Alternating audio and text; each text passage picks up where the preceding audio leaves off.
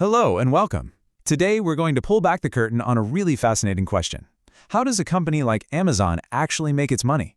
You might be surprised to find out it's not quite how it seems.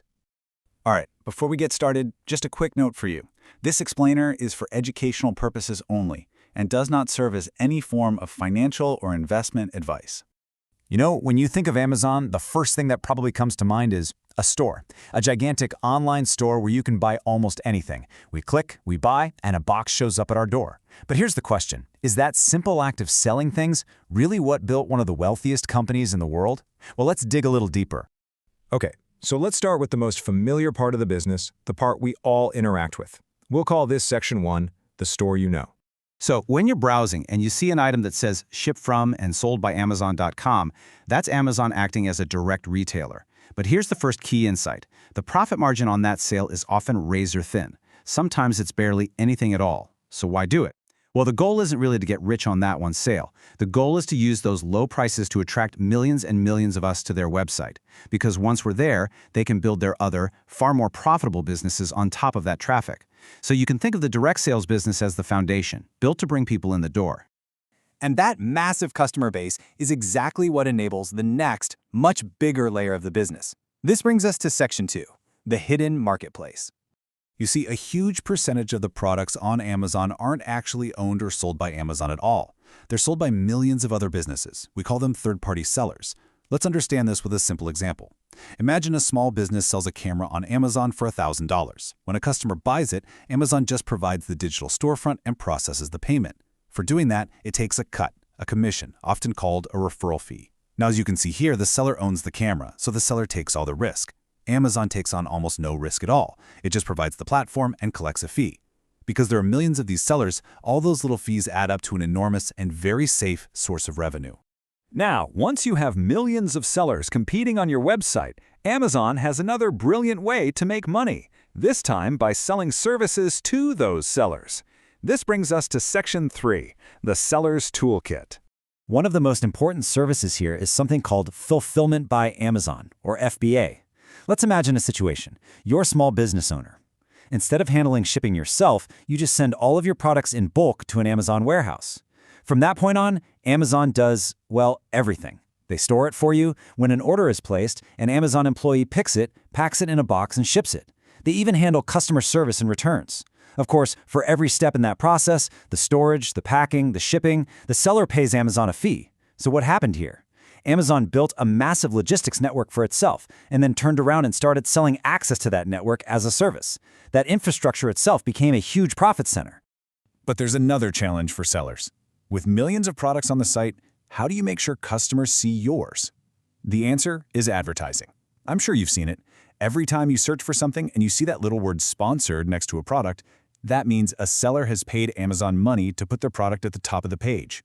This is incredibly powerful. Why? Because Amazon knows exactly what you're searching to buy.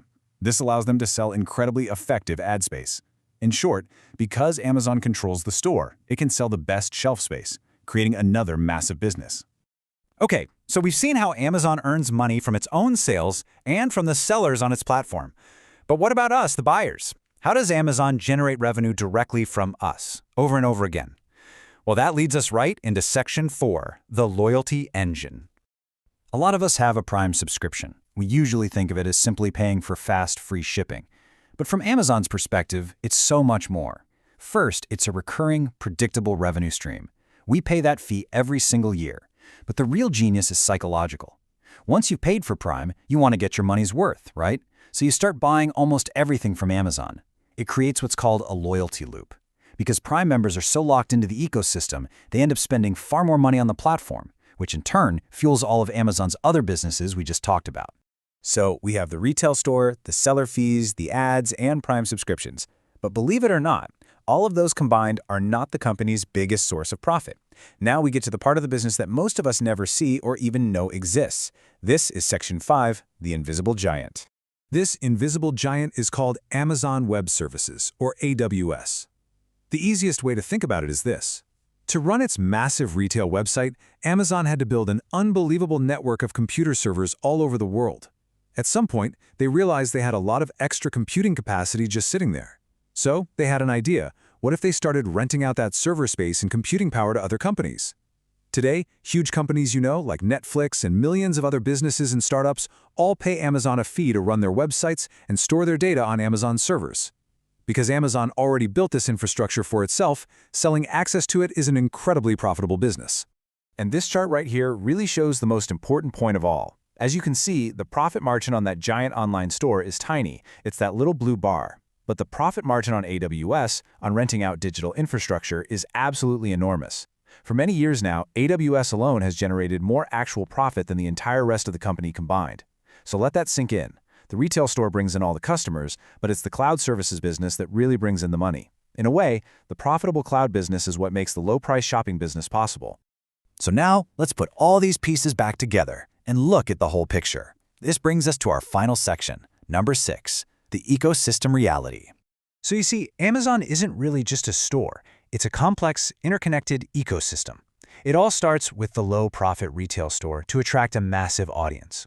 Once we're there, Amazon makes money from seller commissions, from selling logistics services like FBA, from advertising, and from our Prime subscriptions. And quietly, in the background, the whole thing is supported by the incredibly profitable engine of Amazon Web Services. Each piece of this puzzle makes the other pieces stronger. And that leads to a quote that really sums up this entire idea perfectly. The shopping app you see is just the front door. The real business is the ecosystem behind it. And so I'll leave you with one final thought to consider. If the online store is really just the entrance, the front door to this huge machine of logistics, advertising, subscriptions, and cloud computing, then what business are you really a customer of?